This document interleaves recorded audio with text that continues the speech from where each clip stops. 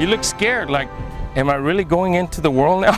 So, but that's Jesus in our senior year. We were Thomas Alva Edison fighting Golden Bears. You know, our school never did win any football games when we were there. Dan Cook wrote an article one time, and he said, you know, Thomas Edison, they will never beat you on the football field, but they will always beat you under the grandstands. I'll never forget that.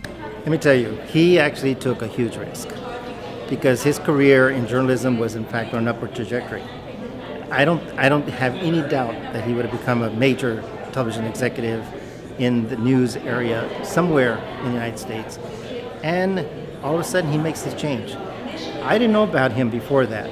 I had only heard about him, but when I first met him, I realized something that I think is important, is that he never got caught in the little narrow mindset that some corporate people get in. Because he was a journalist, he was always looking for the big story. I had heard about Jesus Rangel, especially his work in the area of journalism when he was at the New York Times. But I met him when he started Anhauser Busch. At that time, Coca-Cola and Anheuser Busch companies were very involved in the Latino community. That was before corporate America realized the emergence of the Latino community. And if it weren't for people like Jesus Rangel sponsoring various Latino organizations, and one in particular comes to mind is one that he got me involved in. That was the National Hispanic Scholarship Fund. And because of Jesus's leadership and Anheuser-Busch's leadership, HSF today is probably one of the most respected Latino brands in America. So not surprisingly, I was invited to go to St. Louis to speak to the Anheuser Busch executives and board of trustees and their corporate board. And this is a pretty big deal for a Latino to go speak to the board.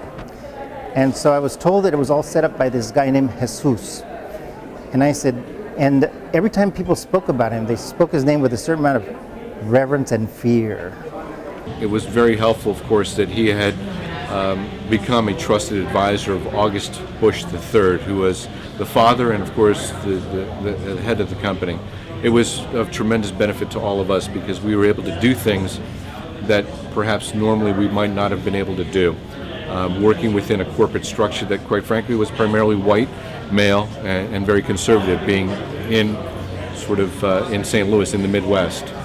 I met Jesus around 20 years ago when he was hired by Anheuser-Busch to be Community Relations Director for the state of Texas. We immediately hit it off because he was working prior in New York, and since I was from New York, we had an instantaneous bond. And when Jesus recruited me to be part of HSF, he actually asked me if I would serve on the corporate or on the HSF board.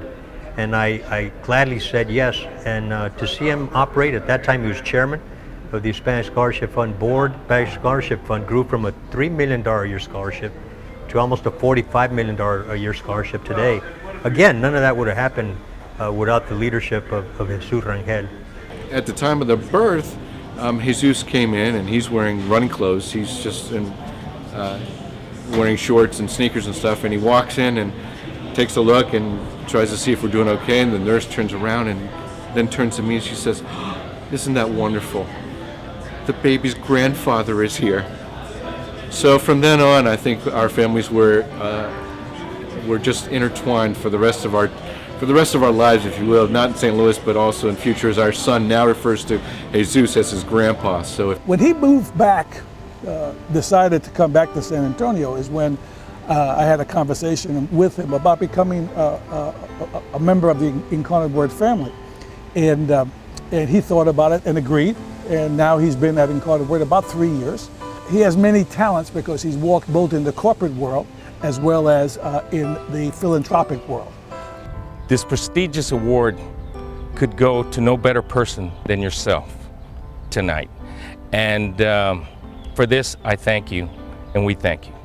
Your signatures in a lot of things, you know, from education with the Hispanic Scholarship Fund to signature Latino events that were not possible without the sponsorship of Anheuser Busch. So, Jesus, you touched a lot of people.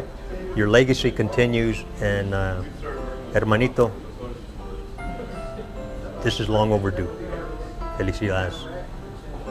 And I think at the end of the day, this is the perfect metaphor. You are honoring someone from the family, and I can tell you that that's one of the things that is great about tonight. Jesus, salute. Congratulations.